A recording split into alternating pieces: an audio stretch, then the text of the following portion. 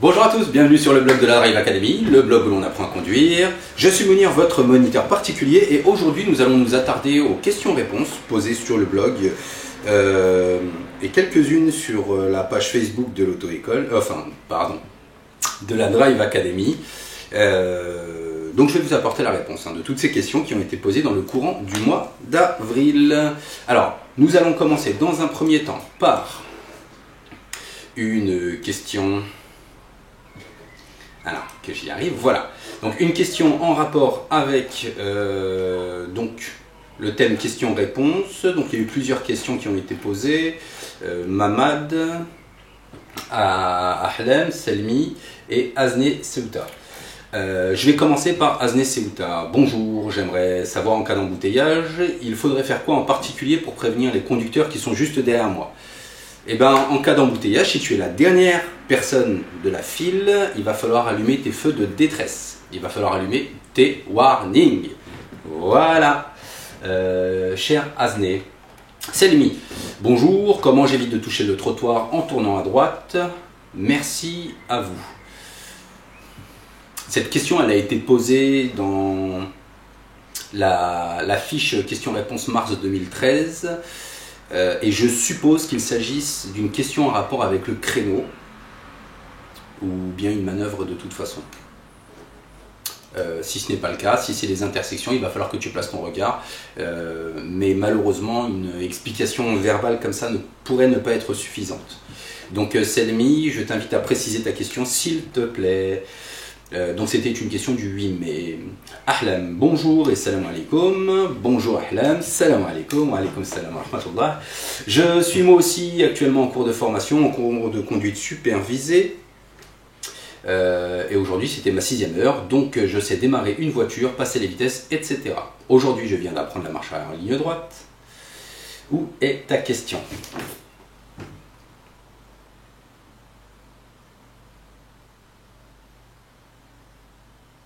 J'espère m'être assez bien exprimé, j'attends votre réponse avec impatience. Ahlam. Alors, je m'explique. Je roule bien tranquillement, je vois que le feu vient de passer à l'orange, je suis à 20 mètres et continue à freiner. Environ, quand je le fais, c'est archi brusque, pareil pour le démarrage. Je suis à l'arrêt, le pied sur l'embrayage et le frein, je relève l'embrayage légèrement tout en maintenant le frein pour pouvoir démarrer efficacement. Mais le moniteur me le déconseille fortement, je dois attendre le feu vert selon lui et ensuite remonter l'embrayage jusqu'au point de patinage. Et ça cale. Alors, Ahlam, je suis d'accord avec ton moniteur. Il ne sert absolument à rien de lâcher sa pédale de frein tant que le feu est rouge. Et ce, pour plusieurs raisons. Premièrement, partons sur le principe que tu sois sur une descente, légère descente ou même une légère montée, peu importe. À partir du moment où tu vas lâcher ton frein, ce qui va se passer, c'est que ton véhicule va se mettre en mouvement. Risquer de réduire considérablement la distance de sécurité qui te sépare du véhicule qui est devant toi ou bien du véhicule qui est derrière toi.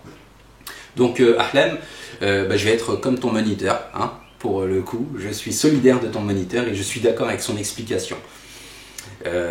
Et puis si ça cale, c'est qu'a priori tu ne tiens pas suffisamment ton point de patinage. Et puis ensuite j'ai vu dans le même commentaire, je vois que le feu vient de passer à l'orange, je suis à 20 mètres environ, le moniteur me dit de freiner légèrement, ce que je fais, ensuite de débrayer à fond et de continuer à freiner. Sauf que quand je le fais, c'est archi brusque. Mais peut-être que tu ne doses pas correctement tes commandes, Ahlam. Peut-être que tu ne doses pas correctement tes commandes. Tu peux être de bonne volonté, tu peux vraiment faire le nécessaire pour faire ce que ton moniteur te dit, ce que ton moniteur te demande. Mais ce que je tiens à vous rappeler à tous, c'est que la conduite nécessite une certaine pratique. Il va falloir pratiquer pour doser correctement, être bien installé, être bien chaussé, anticiper. 20 mètres, ça me paraît un petit peu court, sauf si tu es en deuxième à 30 km/h par exemple. Mais quoi qu'il en soit, ça nécessite de la pratique. Donc je freine. Dès que je commence à sentir mon véhicule commencer un petit peu à brouter légèrement, c'est qu'a priori, il faut que j'appuie sur la commande d'embrayage. Et puis ensuite, sur la fin de ton frein, il ne faut surtout pas, donc j'appuie à fond sur l'embrayage. Sur la fin de ton freinage, il ne faut surtout pas appuyer encore plus fort. Le but du jeu, c'est pas d'aller en fond de pédale. On va maintenir notre frein. Et puis à partir du moment où tu es sur le point de t'arrêter, mais Je précise, à partir du moment où tu es sur le point de t'arrêter, cher Ahlam, à ce moment-là, tu as la possibilité de relever un tout petit peu le frein. Tu relèves un tout petit peu le frein pour éviter ces petites secousses. Hein, généralement, les élèves, dès que vous sentez que votre voiture est sur le point d'arrêter, vous enfoncez complètement la pédale de frein. Et bien naturellement, ça crée des secousses. Donc on va éviter d'enfoncer complètement la pédale de frein. Voilà, Ahlam. Question pour Mamad. Alors, je suis actuellement en formation pour passer mon permis de conduire, Inch'Allah. Le souci est qu'aujourd'hui, je suis à 50 heures de conduite, mais je ne suis toujours pas au point. J'aimerais savoir si vous connaissez une personne travaillant sur Lyon, un moniteur, qui puisse me donner des cours particuliers, car je n'ai personne autour de moi qui puisse m'apprendre. De plus, financièrement, j'ai de plus en plus de mal. C'est pour cela que je m'adresse à vous. Alors, on commence par la première partie de la question. Cher Mahmed, ce qu'il faut savoir, c'est que sur Lyon, il y a beaucoup de professionnels. D'accord? Sur Lyon, j'ai effectivement des contacts qui seraient susceptibles de te donner un coup de main, mais à la limite, le premier coup de main, c'est toi qui vas devoir te le donner, Ahmed. Donc, tu vas passer ton permis de conduire, tu as 50 heures de conduite, tu as du mal, c'est possible, Ahmed. C'est possible que tu aies du mal. L'important dans une formation, ce n'est pas le temps passé à la formation, mais la pertinence des contenus qui sont donnés pendant cette formation. L'idée, c'est que tu peux avoir un excellent moniteur et puis un élève qui ait des difficultés à comprendre, un élève qui soit dans un mode conducteur débutant, hein, et qui ne soit pas en mesure de pouvoir comprendre ce qu'on lui dit. Plutôt que de travailler ça en leçon de conduite, ce que je te propose, c'est d'aller à ton auto-école. Tu vas dans ton auto-école et à la limite même, tu payes un petit café à ton moniteur. Écoute, j'aimerais bien revenir sur un point. J'ai un souci au niveau du rond-point. Tu veux bien me redonner l'explication? Ou bien vous voulez bien, hein, je ne vous incite pas à tutoyer tous les moniteurs, bien que ce soit une pratique qui se fait généralement. Mais par contre, ne pas hésiter. Mais par contre, à aller dans un mode où tu t'intéresses vraiment à la réponse. Parce que quand tu es au volant, tu as d'autres choses à faire. Tu as d'autres préoccupations. Tu as le feu, tu as le véhicule derrière toi qui te fait des appels de phare. Tu vois au fond un piéton qui commence à traverser.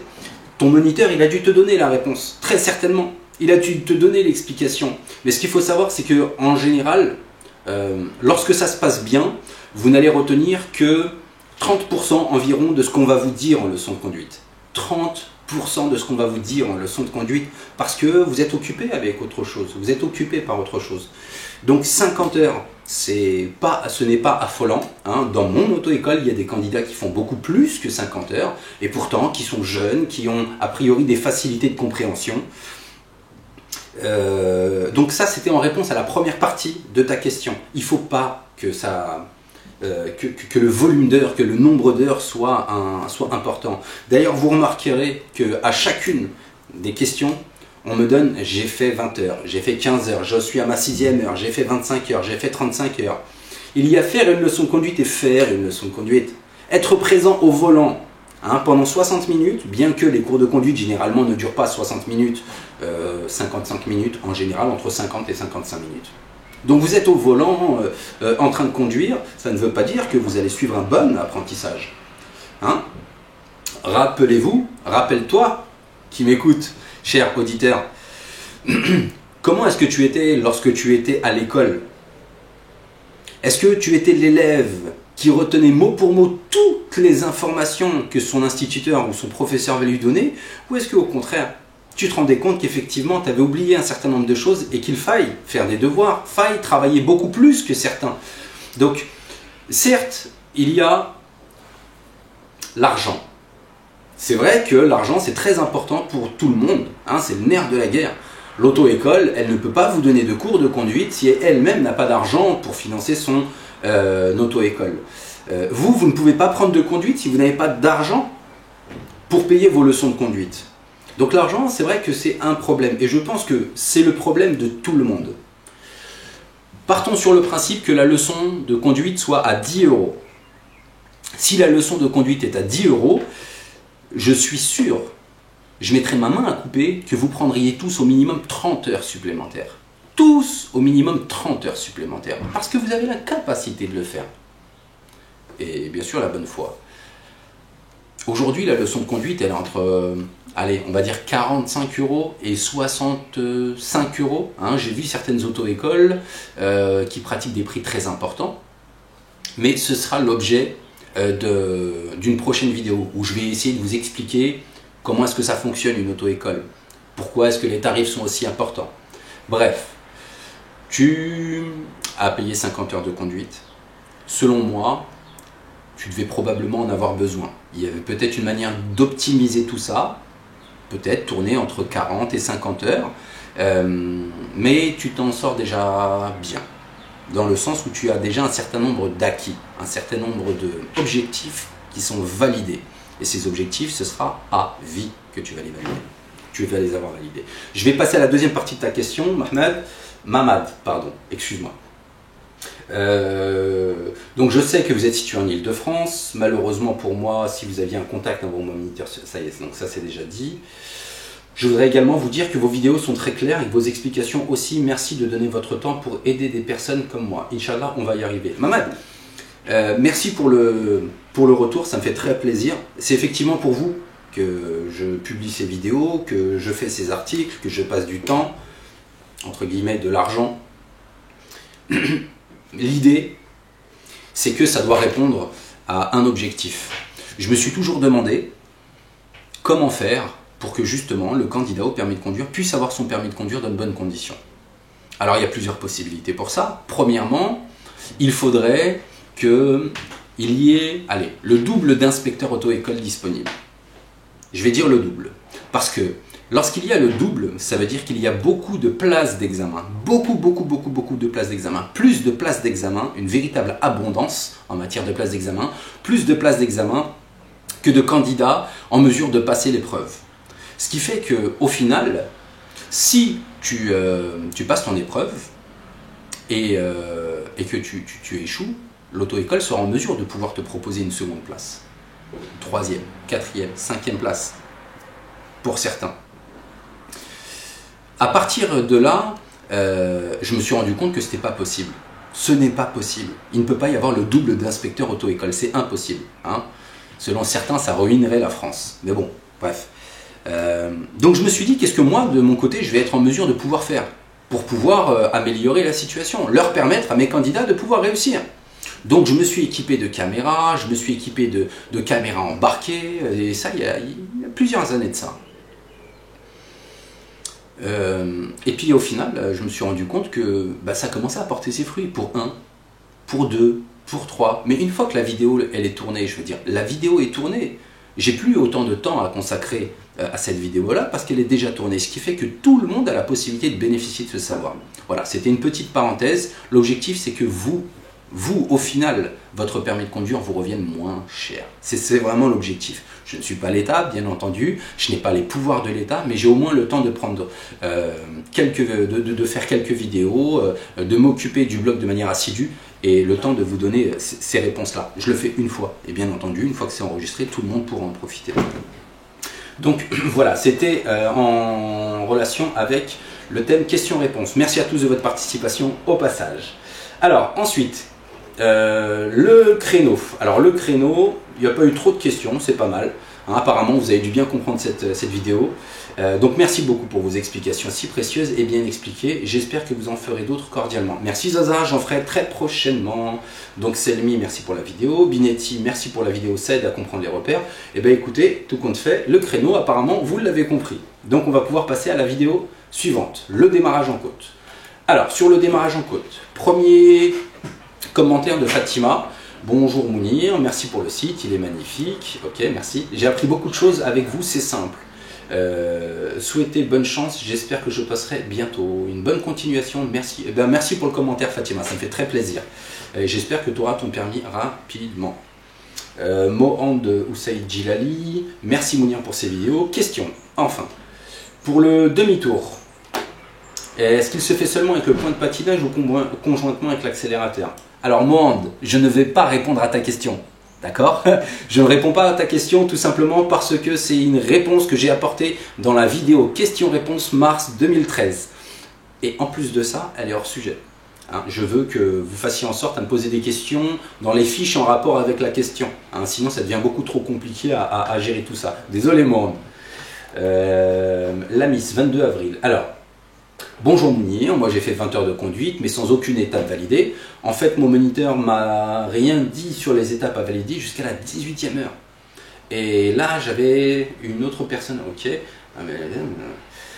C'est difficile en sachant que j'ai 34 ans, 3 enfants et que j'ai besoin de mon permis. Il m'a dit que je devrais faire 40 heures. Alors mon avis sur la question, l'ami,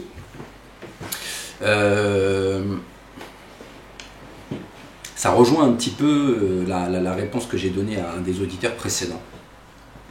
Le permis de conduire, il est important pour toi. Grave. 40 ans, 3 enfants, j'en ai besoin, je vais faire les courses, je vais au travail, etc. Donc ok, tout ça on le sait. Mais ce n'est pas avec cet argument-là que tu vas convaincre l'inspecteur.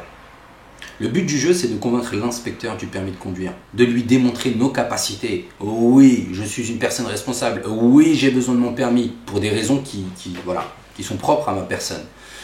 Bien que vous avez tous les mêmes besoins. Certains en ont besoin pour travailler, d'autres pour faire les courses, d'autres pour s'occuper des enfants, d'autres pour voyager, d'autres... Donc on a chacun nos motivations. Mais l'idée, c'est qu'on a tous la même pression. En ce qui concerne les étapes,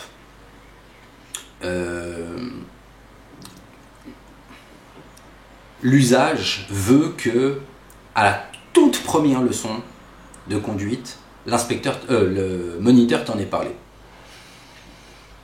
J'ai envie d'accorder le bénéfice du doute à l'inspecteur, parce que la première leçon, elle est commune à tous les moniteurs. On fait tous la même chose à la première leçon, tous la même chose.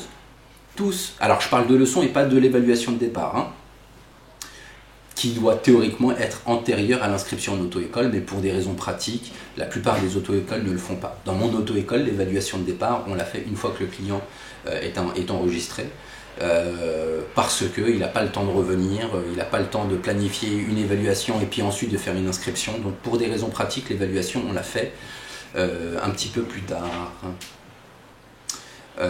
Et donc, en ce qui concerne les évaluations d'étapes, il a dû t'expliquer que dans ta formation, tu as 4 étapes avec des objectifs, qu'il faille atteindre les objectifs. Lorsqu'on fait une barre oblique sur l'objectif, ça veut dire que l'objectif a été abordé, une croix qu'il a été traitée et noirci assimilé. Dans le cas contraire, écoute, c'est pas très très grave. C'est pas très très grave parce qu'à 18h, tu as fait 20 heures. À 20 heures, il n'y a pas beaucoup d'élèves qui réussissent à valider complètement leur première étape. Alors, j'entends d'élèves, notamment en Île-de-France. Bien sûr, lorsque vous êtes dans un contexte différent, vous avez naturellement plus de facilité. Donc vous qui êtes à la campagne, vous qui êtes dans une ville où il n'y a pas beaucoup de monde, une petite ville, vous avez plus de chances que les personnes qui travaillent en Île-de-France. Et donc, c'est pas grave. C'est pas grave, l'ami. Je sais que c'est très très très important pour toi. À 34 ans, 3 enfants, tu as besoin de ton permis de conduire, mais relativise un tout petit peu, tranquille, tout va bien se passer. Ne te concentre pas sur ces points de détail, concentre-toi sur les aspects qui sont en rapport avec ta formation, et de toute façon, tu verras. Quand tu auras ton permis de conduire, tu seras super content, tu auras oublié tout ça. Là, j'ai vraiment l'impression que tu te mets vraiment, vraiment beaucoup de pression, l'ami. Tranquille, tout va bien se passer. Tranquille. Si tu vas avoir ton permis. Apolline, la méthode avec le point de patinage est la plus simple, je trouve. Billard. Alors, ensuite, on va passer à la question, à la page demi-tour en 3 étapes, parce que ces questions-là, j'y ai déjà répondu dans la vidéo de mars. Alors, demi-tour en 3 étapes. Il me semblait avoir vu d'autres questions. Bonsoir Mounir, donc c'est Grégory. Bonjour Grégory, en ce 9 mai. Une petite question, dois-je uniquement faire ma manœuvre avec l'embrayage ou dois-je aussi accélérer? Donc le demi-tour en 3 étapes. Pareil, je te renvoie à la vidéo précédente, mais je vais quand même apporter la réponse. Parce qu'elle était quand même posée au bon endroit. Tout dépend de ton environnement. Tout dépend de ton environnement. Tu fais un demi-tour en 5 temps, en 7 temps, hors de question d'accélérer. Parce que l'espace n'est pas suffisant.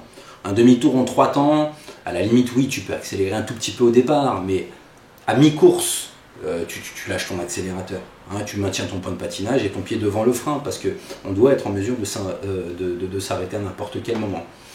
Voilà Grégory. On va passer à Marie. Donc Marie, bonsoir. La vidéo nous aide bien, je passe bientôt mon permis, c'est pour mai. Et je m'aide en regardant vos vidéos. Marie, bah, bon courage. Bon courage, je pense que tu vas passer ton permis de conduire bientôt. Et ben bon courage à toi, tu n'hésites pas à nous tenir informés. Donc encore Marie, d'accord. Vos vidéos nous aident bien, j'ai connu votre site par hasard, je passe mon permis, le stress commence à venir. C'est normal, Marie. C'est normal que tu commences à stresser. C'est absolument normal. Par contre, la question c'est qu'est-ce que tu vas faire pour limiter l'impact de ce stress?